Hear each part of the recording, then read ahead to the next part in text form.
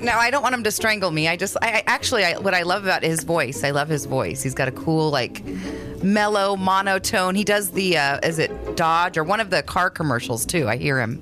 And I'm like, that's Michael C. Hall. So anyway. Yeah, he does. It's a very like seductive but very chill and relaxing, soothing voice. You're right. It's but yeah, people love him. I mean, he's very charming. He's super smart. I mean, he can sing, he can dance, he's very funny, and he's so talented. I mean, he came from New York. He came and, I think he did Broadway, and then he did 6 Feet Under, which is a totally different character than Dexter. So he is just beyond talented. And I have to say, for someone who's that big of a deal, I mean, he can't walk down the street without, getting stopped. I mean, his face is so recognizable. He's so classy. Like, he's so down to earth and generous, and he's pretty, he is like a sexy guy. I mean, I definitely have like an artistic crush on him. He's so talented, but he's the best boss ever, and he could really have a big head and come on set and say, I'm the star of the show, but he doesn't do that at all. And he's such a team player. He's always on time, even if he has to be at work at 5 in the morning.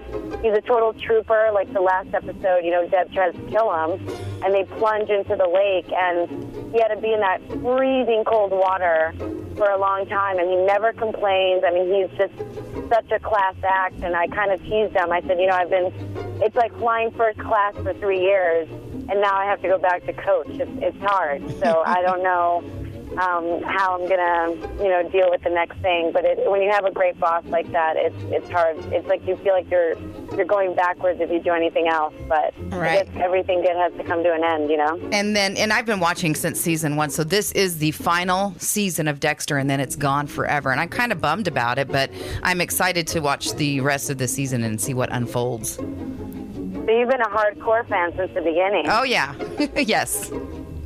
That's pretty cool. Someone just told me they named their kid Dexter. That's like super, super hardcore. But yeah, we appreciate it. We just went to the comic book convention in San Diego, which is like Dexter's kind of big expo over there, and it was 6,500 screaming fans, and it's like the closest I've ever come to feeling like a rock star. Like, I've never had that kind of reception, and they just love Michael. I mean, they just adore him, and they kept getting befuddled, and they were trying to ask a question, and they would forget the question, and they'd be like, oh my God, I love you so much. Oh God, oh God, oh God, I love you guys. Dexter's on. Oh God, thank you. I forgot my question. Bye. And it's just, it's just so endearing, and it's really special. I'll never forget that, and it's very rare, I think, to be on a show. We have like more Facebook fans than American Idol and Modern Family, and yet it gets like critical love. So I think for a show to be commercially and critically successful, it's such a sweet spot that's hard to find, and it's sad that it's over. I'm gonna miss everybody, and it's definitely sad. And Showtime's like, are you guys sure? Because the show is becoming more popular than ever, and it's so rare to cancel a show and end a show when the ratings are just going off the roof. Right. So I guess it's like Michael Jordan retiring on top. You're never going to see him on the bench, but it's bittersweet, but I guess all good things must come to an end, so we'll see. Well, Aimee, thank you so much for taking some time with us. We appreciate it. Showtime, it is Dexter, again on Sundays, 9 p.m. Thanks again for taking some time. And what episode was that you got all naked in? Well,